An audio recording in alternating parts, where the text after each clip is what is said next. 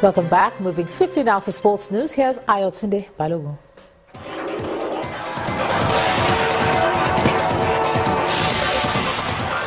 Many thanks, Ijoma. The Minister of Youth and Sports, Solomon Dalong, has charged the newly inaugurated boards of sports federations to be transparent in their administration of the various federations. The minister encouraged the federations to become autonomous in order to fast-track the sports development in Nigeria. 29 out of the 31 sports federations were inaugurated in Abuja today. We have inaugurated 29 federations. Two of the federations had inconclusive elections. By the ample grace of God, we will conclude and inaugurate them. I feel satisfied and fulfilled that our effort to democratize the federation had yielded positive results. Even though there were challenges, but the percentage of the challenges compared to the success is negligible. Minister of Youth and Sports, Solomon Dalong. The league management company has suspended Rangers general manager and former Super Eagles coach Christian Chukwu from all Nigeria Professional Football League activities.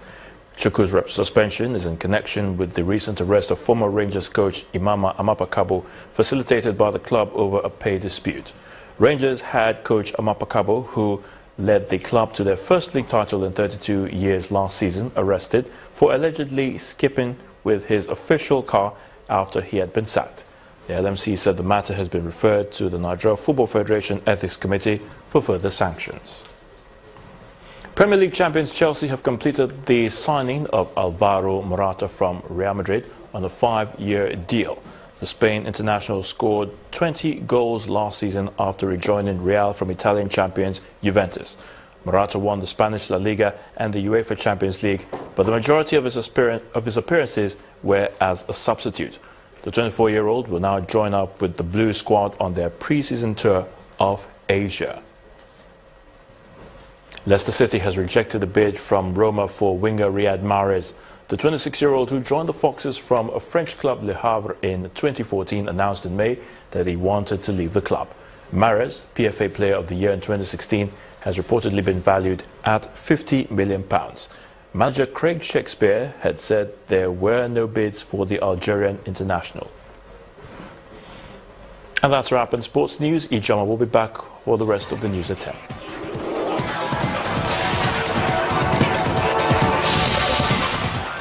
Thanks a lot, Ayotunde.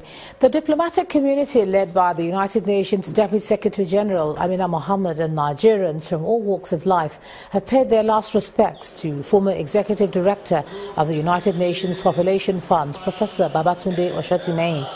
The former Health Minister was finally laid to rest today in Ibadan, the Oyo State capital. Other eminent Nigerians at the funeral include the former President Olusegun Obasanjo and Oyo State Governor Abiola Ajimobi. The acting president, Professor Yemi Osinbajo, was represented by the Minister of Health, Professor Isaac Adewale. Global Witness, a campaign group in the Democratic Republic of Congo, says the country is losing as much as $750 million of mining revenue. In a report released by the group, the money is being distributed through corrupt networks linked to President Joseph Kabila.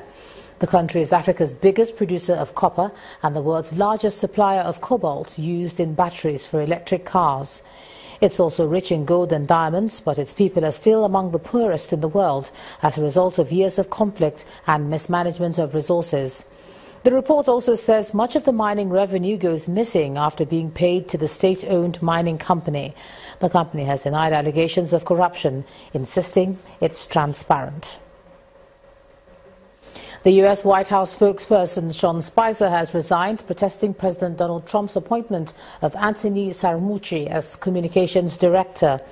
The shakeup comes as government officials face inquiries into alleged Russian meddling in last year's presidential election. Spicer had been serving as both press secretary and communications director since Mike Durbek resigned from the position in May.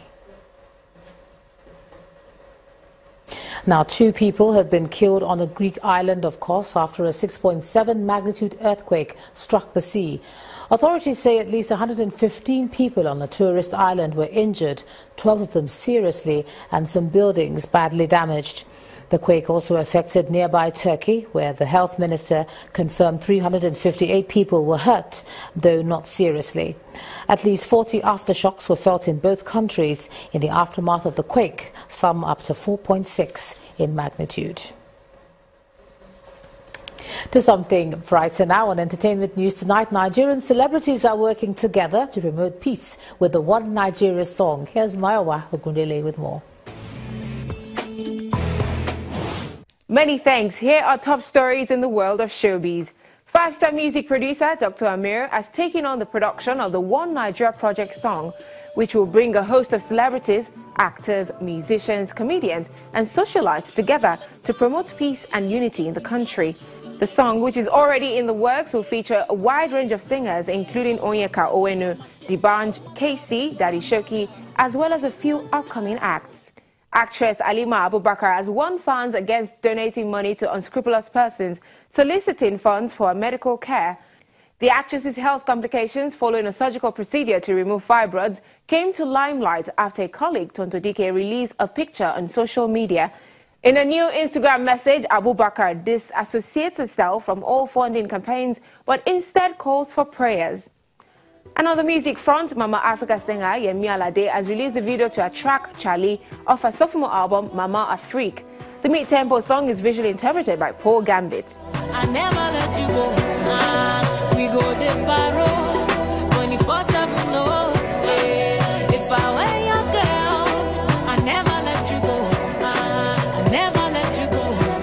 Afro soul singer Ramide is out of the visuals to her track Bosse off her debut album Suitcase. The video was shot in the United States by Mega Boy. The people know she won't go do over. Nobody be dancing party. Oh, my tequasi. Your business is her business.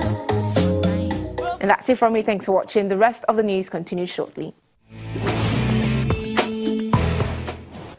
Thanks a lot, Mayowa. And the main news again. The Defence Headquarters today announced the conclusion of the investigations into the bombing of an IDP camp in Ran, Borno State, and admitted that the airstrike was a mistake by the Nigerian Air Force.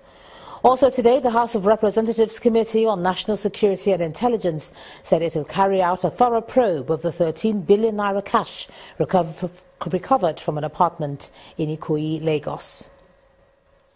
Well, that's the news at 10 tonight. Thank you so much for staying with us. I'm Ijoma Onyato. Have a great weekend. Good night.